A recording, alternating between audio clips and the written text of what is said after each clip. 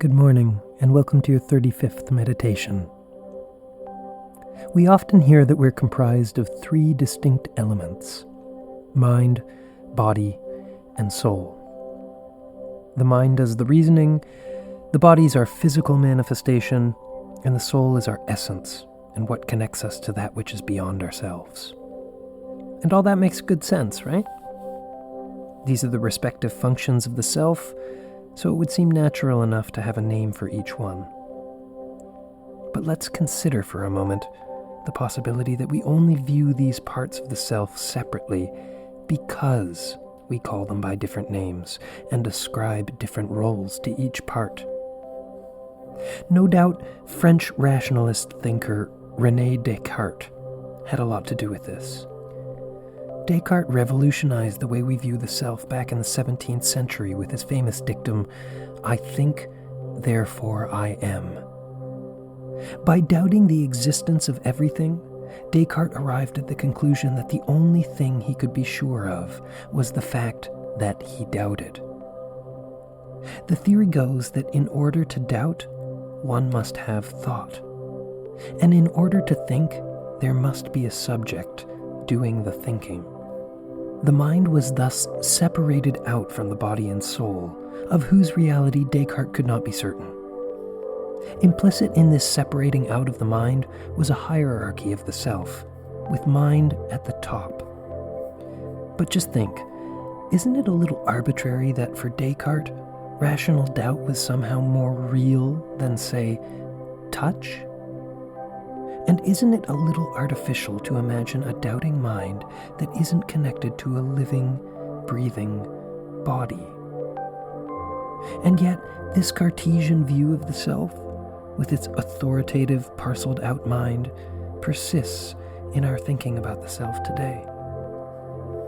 But why do we insist on separating ourselves? Why are we so obsessed with categorization? We draw a line between ourselves and others, between ourselves and the world around us, and we even divide ourselves up into parts. And to what end? Does it get us any closer to reality? Could it be possible that in fact the mind is indistinguishable from the body? If our bodies lack food or sleep, our mind's functioning will be hindered. On the flip side, if we obsess about pain or sickness, our bodies tend to manifest those symptoms. Indeed, these two supposedly distinct elements of the self are so connected that it can be difficult or even impossible to discern which one initiates a given process.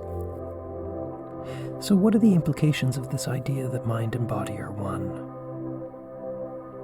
It means that if we want either part to be healthy, we have to take care of both.